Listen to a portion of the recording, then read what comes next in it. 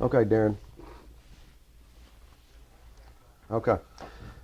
Welcome to the Life 98.7 Mike Fleur Coaches Show. I'm Buzz Sawyer, and I'm here with head Grizzly football coach Mike Fleur. Coach, the Grizzlies are now 1-1 after a big win over the Van Buren Pointers. Yeah, definitely excited. We needed to go over there and play a much better football game than we played the week before. And I thought we did that overall. We've still got a lot of room for improvement and working every day to get better.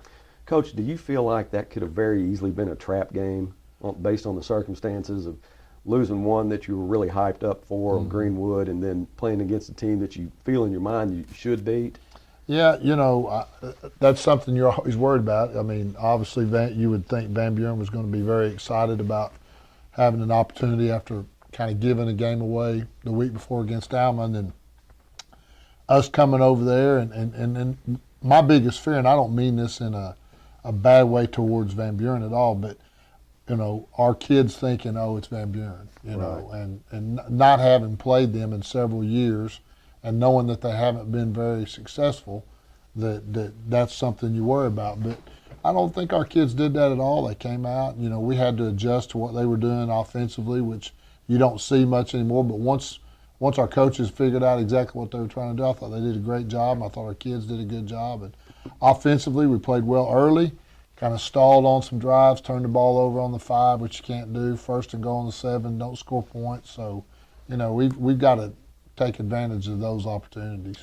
You're right, Coach, and going to play Van Buren, and in your mind you think, like you said, it's Van Buren, we should beat them, but they're really a good football team, and they played a good game in their opener against Alma, and they have an offense that you don't see every day, so you do have to adjust to that, and the kids did a great job, and really overall they only scored 7 points on your starters. Once you started making substitutions there in the fourth quarter, they ended up getting a touchdown, but for the most part, they just scored 7 points. Yeah, I was really, we've played that style of offense one time a year for the last 3 years, being Rogers.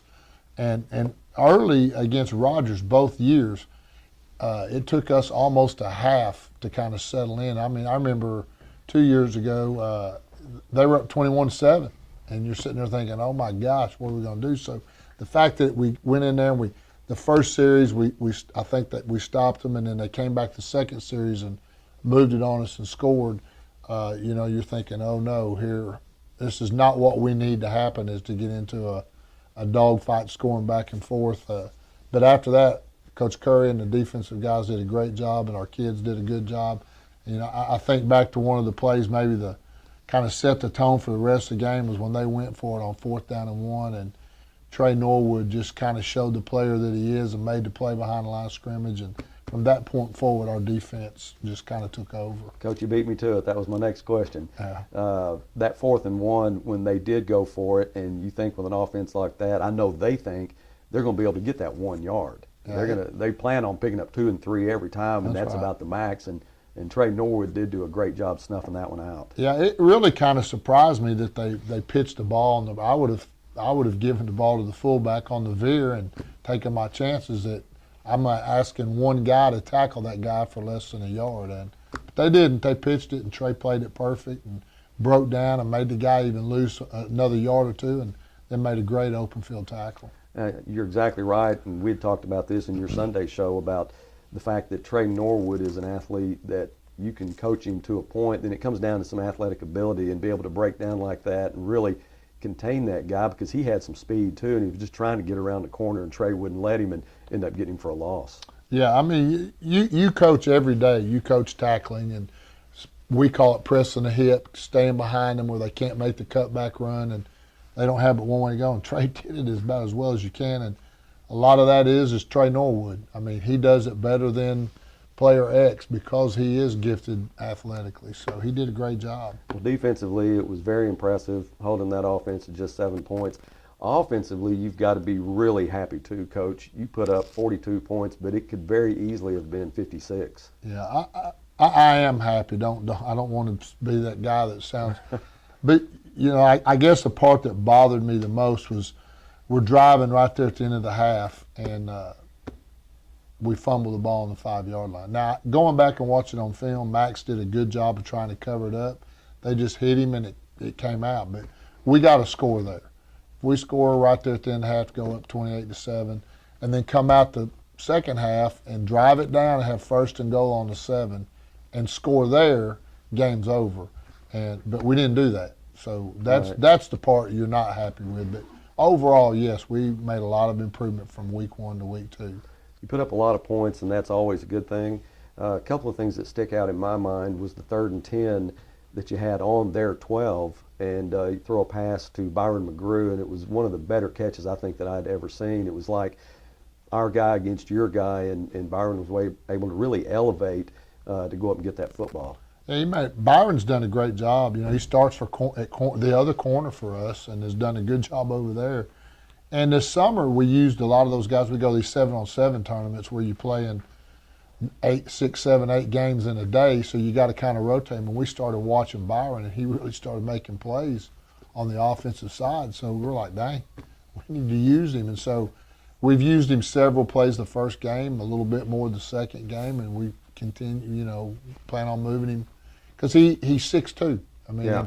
and I didn't realize how high he had jumped. I saw the picture in the paper the other day, and he was off the ground. So we plan on using him, and we got to use him more than just take him in there and throw the fade to him. So that's in our plans. Well, that was not just a great catch by Byron, but what a great throw by Max, giving him the opportunity to go get it. Yeah, that's right. I mean, quarterback's got to give the guy the opportunity to catch the football, and Max did, and Max done a good job at that the first 2 weeks. Well, Coach, I got to ask you about the fake punt. Okay. That was very impressive. I've seen you do it before last year against Northside. Last year against, Southside. Last year it was deep in your own territory, and you were able to get a touchdown out of that. But it was, I think you're like within your own 10-yard line, and to call it, that's pretty impressive to do that. But yeah. When do you decide that it's the right time? Well, I'm going to talk about the 2 different situations. Southside, we had watched on film that when they were coming after a punt, they didn't have anybody in the middle of the field except the returner. Mm-hmm. And so we drew. This was a little different fake punt, where the one we ran against Van Buren, we don't block anybody.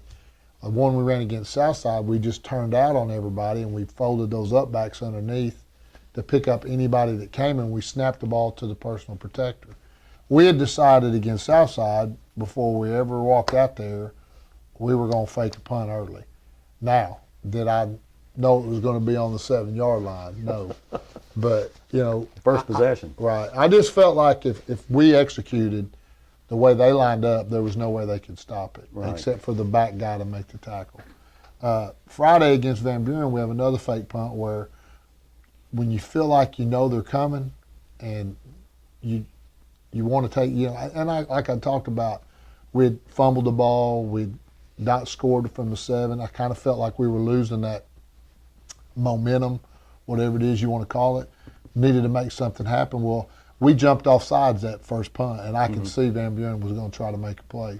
We jumped off sides again, and then so I said, let's just run it. Right. And it worked out perfectly. You don't block anybody on the front line. You just turn your shoulders and let them go by, and then hopefully they run by the guy with the football, and you take off, and that's. You had a pretty good guy carrying the football too. Had some speed and did a great job. But what a great call, and you're 2 for 2. Now. Yeah, let's hope if I call again, I'm 3 for 3. Because that's that call. If it doesn't work, then everybody's going, God, this guy's an idiot. So. Well, 2 for 2 is a great percentage, and it was impressive, and it faked me out. I thought Chewy got a bad snap, and to see Kedrick running for a touchdown was pleasant because I was looking at the bad side of it. Well, Coach, it was a great game, 42-7 or 42-14 win. Tonight you have the reigning 6A champs, Pine Bluff Zebras, here at Mayo Thompson. Coach, they beat us last year 28-7. They went on to go 13-0, beat Greenwood in the finals. No gray area here, Coach. These guys are good. They're good. They're a good, solid, every year football team. This year is no different. I mean, they lost a lot of guys off that football team, and they got them coming. They had some move-ins that have really been significant pluses to their team. So our work's definitely cut out for us, and it's going to take a great game to be able to pull off a win. Well, the good news is they graduated 22 kids. One of them was their quarterback, and a running back that was All-State. The bad news is they got a transfer from Pine Bluff Dollarway that was a 2-year starter there that, from what I understand, he's the real deal. Oh, he's every bit as good as the boy last year. Maybe not as good a thrower, but he completes passes. So I'm not going to say he's not, but he's a heck of a runner, and he's a big old thick kid. I mean, he's a good player. Well, defense is definitely going to be ready for him. Looking forward to an awesome game with Pine Bluff. And from what I understand, they offensively probably about 60-40, 65-35, somewhere in that area, pass to throw or pass to run. Yeah, they're going to do both, and they do both well. And like I said, they also got a running back in from Texas, about 230 pounds. He's not doesn't appear to be as fast as the guy they had last year, but very physical runner. So our defense is going to have to do a good job of taking care of responsibilities, and when they tackle, they're going to, they've not tackled a back of this size, so they're going to have to do a good job wrapping up. And then defensively, they got the same kind of people they have every year. Defensive linemen that are big and physical and can run, and then those guys behind them. Number 7, I'm not sure of his name, a 3-year starter linebacker who is as good a player as you'll ever see in high school. Yeah, I think that's Keyshawn Whaley. He is a very good football player. Coach, he's 6'1", 220. Yeah. And they've had him go both ways the last couple of years, but he is going to be a force. There's no doubt about that. Well, Coach, as always, thank you for your time, and good luck tonight. Be sure and go to hsallaccess.com to watch Coach Falleur's pregame show and his Sunday afternoon postgame show. Thanks for listening, and stay tuned for tonight's kickoff on Life 98.7.